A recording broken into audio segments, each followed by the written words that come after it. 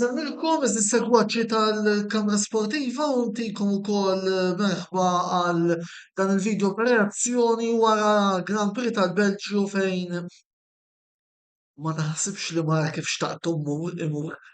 Imma qabel ma nibdew nelaboraw bħas-soltu naraw naqa' riżultati illi kellna minn ġewwa Spa Francorchamps illum fejn għanna l-soltu Max Verstappen li rebaħ it-telliqa u darba Red Bull ġabu dopjetta kif Sergio Perez spiċċattini Charles Leclerc jikseb podju għal Ferrari jispiċċa fit-tielet post, Ferrari postu mbagħad Sir Lewis Hamilton, Fernando Alonso l-ħames, George Russell is-sitta, Lando Norris is-seba', Esteban Ocon it-tminja fit-tisa' post, Lance Stroll fl-10 post Yuki Tsunoda, Oscar Piastri ma jispiċċax it-tellieqa wara incident illi kellu fitlu ma' Carlos Sainz u li fuq ser nitkellem dal-waqt l-aktar leb veloċi tat-tellieqa għamilha Sir Lewis Hamilton propju fl-aħħar dawra ħin ta' minuta 47 sekonda punt 305 l-aħħar leb kienet il-leb li tat punt il-punt iżjed l-surwiċ. Mela, fejn se nibdew illum? Fem. Kellna sprint race pozittiva, però t-tellieqa ma ġietx nibda nitkellem appunt fuq il-McLaren kif xtaqna aħna. Jiġifieri, nibda billi ngħid nagħmel applaws lil Carlos Sainz talli jirnexxielu jaqta' lil Piastri fit-tluq u jitfgħu il-barra, bravu Carlos, keep it up, very good job. Naf li s-supporters tal-Ferrari ħajbdew jibgħatu jeqirdu it-tortu ta' Piastri, ma jekk taraw sew. Oscar ma kellux fejn idur. Kellu triq magħluqa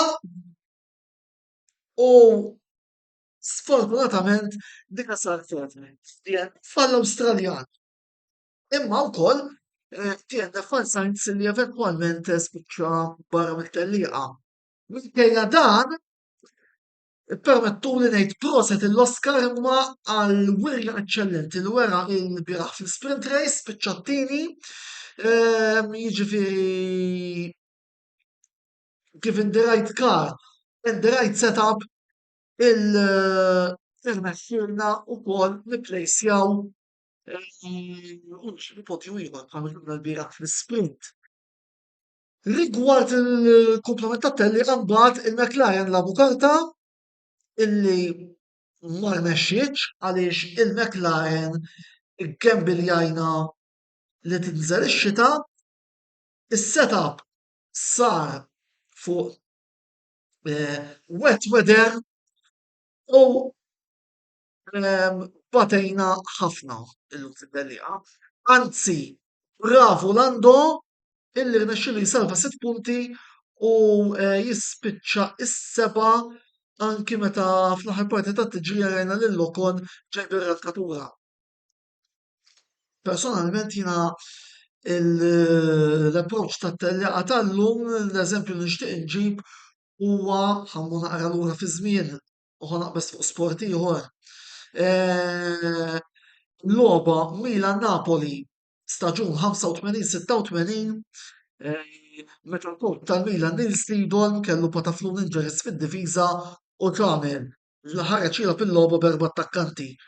In-Napli rebħu 2-1 dakinhar. Jiġifieri l-logħba labna karta, provajna naraw li nitolbu għax-xita, għarranna u anzi salvajna l-punt illum biex nkunu għadna kollox. Jiġifieri bravu Lando għall-inqas ġbarna l-punti għax jiena illum ma kont qed nistenna iżjed. Il-podju btajtu għax jiena fil-fatt ukoll l-isħab jgħidtilhom illum il-podju jkun Verstappen, Perez u Leclerc, ma qtajtx fl-imma leb Verstappen se jkun tal-kulħadd, Verstappen illi wkoll magħruf bħala l-ajruplan. Eh, Fil-fatt ukoll għandna l-Larkin Summit li qed jgħidilna Max Verstappen the GOAT. Fuq hekk għandi naqra dubju Larkin jiena, kull ma se nsemmilek isem wieħed, Ayrton Senna. Jekk ma tafx min hu, idħol fuq YouTube, forsi aqra xi ktieb u tkun taf min verament huwa il-GOAT. Perez kellu tluq tajjeb u r-riżultat tajjeb li kellu verament bżonn wara diversi tlielaq diżappuntanti u fil-ferma tiegħi il-Ferrari llum ġabru li kellu bżonn u ġabru l-massimu li setgħu jiġbru. Leclerc jispiċċa t-tielet, jieħdu dak il-podium li se jsarraf ħafna kif qed jippuntalna tajjeb Kit Kalleja Falzon u kif se nurikom iżid il-qoddim meta niġu għall-klassifika. U se jkompli jsaħħaħ argument li kont qiegħed nelabora fuqu ftit tal-ġimgħat ilu. It-tnejn tal-Mercedes riżultatu ħoj tajjeb għalihom, ir-raba' u s-sitta, proset ukoll lis-Surwiċ li jirnexxielu jisraq punt lil Verstappen għax ormai dawn huma l-aħbarijiet li rridu ngħidu. Ehm, Punti wkoll għall-Ocon kif edna, riżultat tajjeb għall-Alpin anki fid-dawl tal-fatt li eh, keċċew jew irreżenjaw b'mod konsenswali Otmar Zafnauer u Alan Permej Pet Fraj. Fraj illi wkoll diġà jidher li Williams ħabbruh bħala Chief Technical Officer tagħhom. U Yuki Tsunoda li ġab punt ieħor għall-Alfa Tauri naħseb li għal Tsunoda dal-punt kien importanti anki fid-dawl tal-momentum illi kien hemm għaddej ukoll fuq il-wasla ta' Ricciardo li llum spiċċa fis-16 il-pożizzjoni. Nfakkarkom li din hija xandira diretta. Messaġġi ibatu u nwieġbu. Kit Kalleja Falzon infatti qed jgħidilna kuntent tat-tielet post tal-Ferrari ħassret l-inċident ta' Sainz u Piastri antiku forsi l-Ferrari b'intet fil-kostrutturi. Melchior Mikallef sar sport edjanti kif tibqgħu taraw.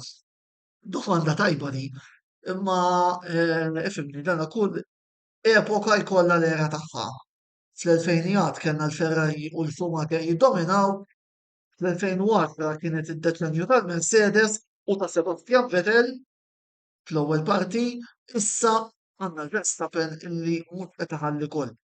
U serħu raskom minn issa illi il-Grand Prix tal-Olanda meta se id-dellaq li jmiss wara waqfa tas-sajf minix qed nara rebbieħ jew ħarajr Max tal-ajruplani għax hija impossibbli li jfalli ġodaru.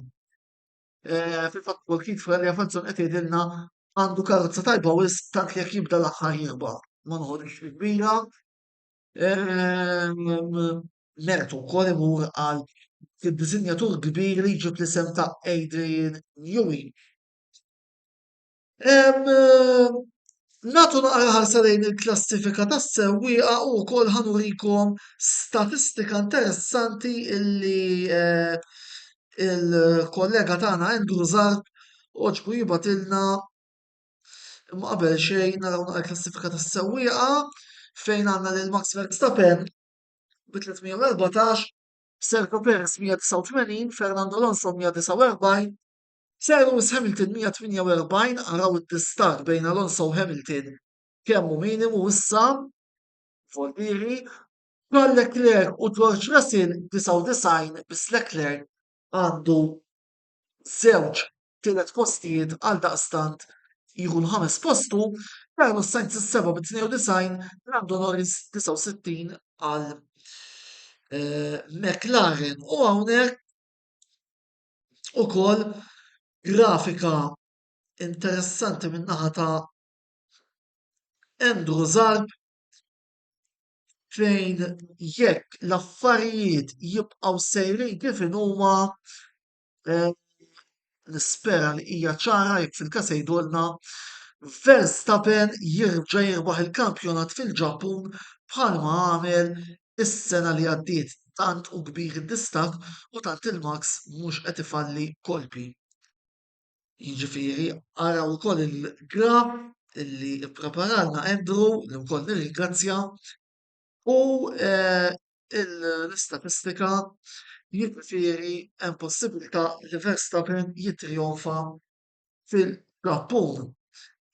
Klassifika tal-kostrutturi għandek il-Red Bull b'502, il-Mercedes ormai maqtuħin fit-tieni post 247, ħarsu naqra lejn it-tielet post għandna l-Aston Martin 196, il-Ferrari 191, għaw se ngħid kelma fuq minnu ftit ieħor, il-Mercedes 100, il-McLaren 103, l-Alpine 57, Williams ħas 11, Alfa 9 u Alfa Tauri 3.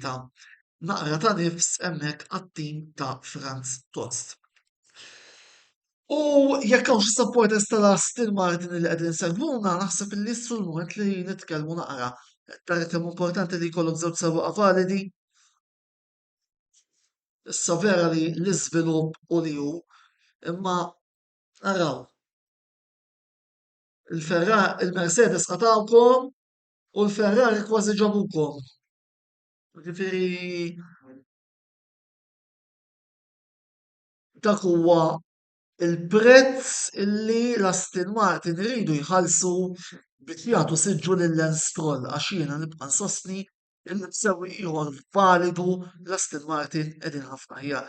Imma daddy's boy u ma tistax tkeċċi lil Stroll minn hemm u dak huwa l-prezz illi Tim Silverstone irid ħallas li hija ħasra il għaliex l-Aston Martin bdew tajjeb imma mbagħad min-naħa l-oħra permezz ta' dan il-prezz timijiet bħal Ferrari qed jiggwadanjaw min-naħa, timijiet bħalna qed jiggwadanjaw min-naħa l-oħra għax almenu wkoll il-McLaren nkunu nistgħu nġibu naqra punti iktar minn Stroll u ovvjament inkomplu ntellaw il-klassifika tagħna mill-bqija mhux li hemm xi bidliet sinifikanti fil-klassifika għalkemm issa interessanti naraw ser jiġri wara il-waqfa tas-sajf fejn importanti illi aħna nkomplu nisviluppaw il-karozza, ovvjament issa ħsieb ukoll irid imur għall-24 kif ukoll naraw ħadd ieħor kif ser ikompli jiżviluppa għal dik it-tellieqa ormai nistgħu nsejħula hekk għat-tielet post illi hemm bħalissa. Mela, jiena llum ma tfadallix ħafna xi nżid għajr kemm nagħmel żewġ avviżi żgħar qabel xejn bħas-soltu nħeġġiġkom biex iżżuru l-YouTube channel tagħna, tagħmlu subscribe fejn hemmhekk ma titilfu ebda mill-kontenut li noħorġu issa prattikament nerġgħu nibdew noħorġu ta' kuljum tal-waqt fil-ġimgħa li ħatarawni darbtejn oħra nhar it-tlieta wara nofsinhar wara l-logħba Inter Paris Saint-Germain ikollna l-analiżi ta' dik il-logħba u nhar il-ħamis ikollna is-season opener, il-Q&A session fejn jinser nitkellem fuq diversi temi, imma ikoll id-darba ser nlaqakom mal-membri l-ġodda tat-tim tal-Kamra Sportiva fejn se nkun qed nintroduċihom magħkom jgħidulna kemmtejn ukoll u nibdew issa nibdew l-momentum għawissu jibda l-futbol u nerġgħu nibdew ukoll il-diversi programmi botta u risposta mix zone. Ebba bilħaq ukoll nistenna video minant Marek Xkembri rigward il-deċiżjoni tal-Juventus illi ġu eliminati mill-Ewropa foldiri segwu Facebook u segwu YouTube għaliex il-materjal ħaj issa, speċjalment dak visit, se jerġgħu jibdew il-programmi u għalissa ninsa wkoll vera li jissemma 4 ġimgħat bejn it-tellaq u t-tellaq li jmiss, imma qegħdin nippjanaw programm illi se jkunu qed imexxu Andrew Zarb u Wayne Mikallef fejn matulu iż-żewġ ħansejħilhom hekk korrispondenti l-oħra tal-Kamra Sportiva fejn jidħol Formula Wieħed din id-darba ser ikunu huma li ser ikunu live u ser ikunu wkoll qegħdin jagħtu il-marki tagħhom għal dan l-ewwel parti tal-istaġun għaldaqstant raġunijiet għalfejn tibqgħu ssegwu il-Kamra Sportiva. Jiena l-issa se naqaf hawnhekk narakom nhar it-tlieta wara Inter Paris Saint-Germain, ħudu tsieb u bħal dejjem Forza McLaren.